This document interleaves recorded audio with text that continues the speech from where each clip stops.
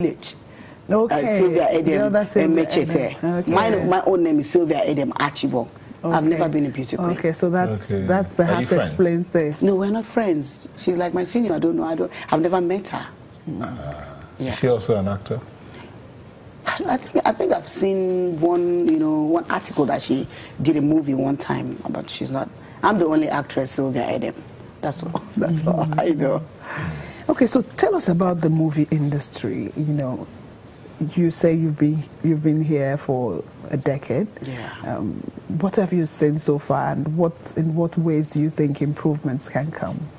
Right now, we've really gone a long way. We've tried. In the industry, Nollywood has really gone to a level of trying to compete with the Hollywood, even though we don't really have sponsors. But as individuals, they're really trying. So I believe it's going to be better than that. That's my belief. Nollywood is really, we're really going places, so we're trying. And I know that in 2 to 3 years to come, we're going to be better than this. Going to be better. What makes you feel like that? Yeah, because I've seen a lot of things going on now. Okay, I've seen some producers, it's not like, like when I came into the industry, the way we did movie then is not like now. So a lot of things has changed. So how were you doing movies then, and how are you doing it now? Yeah, because then we were trying to cut costs and all that. But today, people before you go into any production, you want to make sure that you have enough finance, and you have enough, you make your equipment, to be okay, and you make sure that your artists are good artists, and you meet the right people, you do the right thing. It's not like then. Then people could just wake up and use 500,000 or 200,000 and say they want to shoot a movie. But now you have to think of 10 million, 7, 8 million to shoot a movie. Do you see, because there was the time around, if you just, in 1 week a movie can be out in Nollywood. Yeah, that was Is it still happening? I think back there it's still happening, but right now here, people take their time to do some jobs. Because the more you take your time to do a job, the more it comes out well. What script would you turn down? Being nude in a movie, I don't accept that. No. Wow.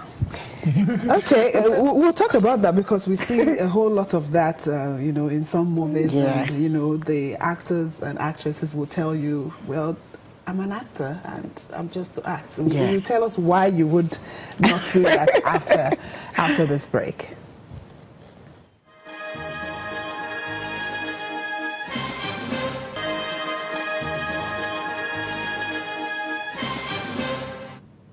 Welcome back. So this breeze be like going oh my God! Is that part of your dialect? Coming in a bit. Yeah. This breeze be like somebody broke. Oh my God! We saw 2 clips there. Okay. The first one is what? Ima. That's the second one is Sandcastle. Okay, so, and there are 2 totally different movies and characters. So tell us about the first and the second. Okay, the first one, I played a role of Ima. Ima was a poor village girl, who happens to fall in love with a white guy, or who wanted to get married to a white guy.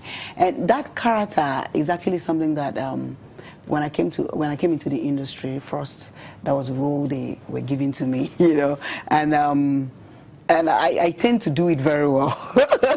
So when I wanted to do the movie, when the inspiration came for me to write about Ima, I said, okay, I have to take this role because I know I'm going to interpret it well. So that was it. Then Sandcastle, that was my very first time playing as a blind girl. You being blind and pregnant as well, it was very, very challenging. And Walujo, we had Walujo on the set. He was really, really, really helping on set, because he saw me. He was like, Sylvia, you're a young girl, and you're doing this character very well. You know, kudos. So what you're doing, and this is my first time of working with an upcoming artist who has so much confidence and all that. I was like, thank you very much, sir. The character was quite challenging. So did you have to practice ahead of that time, or have to study somebody who was in that kind of shoes before for you to be able to pull it? I actually did a research, you know, about you being blind and being pregnant at the same time, and I did because I did a research about a blind person. Though I've actually been in a place whereby I saw some blind people, you know, I saw the way they behave and all that. So I took the character from there, and I thank God it came out well. I would ask you about family. Okay. You started Hawking to support your family. Yes. What's the state of you, your career, and family? Okay.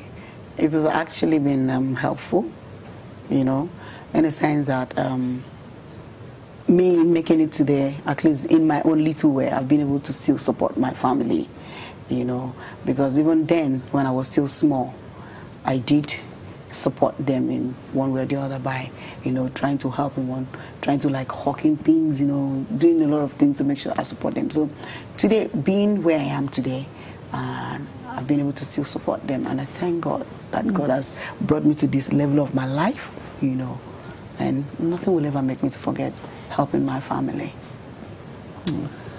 Thank you very much. Thank you so much. Sylvia, Edem. Edem, for coming on. Thank you so much for having me. Thank you. Well done. Thank you. Okay, so we'll be going to Abuja right now. Yeah, before we go to Abuja, we're going to say thank you for letting us be a part of your day, so that we can leave them with Abuja, with our Abuja crew. Okay. But you made our day. You made it possible for us to sit down here and have so much fun. Without you, we won't be here. Those are sent in their comments, their tweets, and all of that. Thank you so much, Festus, Benga, John, Victor, Joshua. We couldn't read all the mails. Adamu, thank you. We really do appreciate them. And we do hope we'll be able to come your way again same time on Saturday. I'm Neota Igbe. And I'm Yomi Otaigbe. Do enjoy the rest of your day. Bye-bye.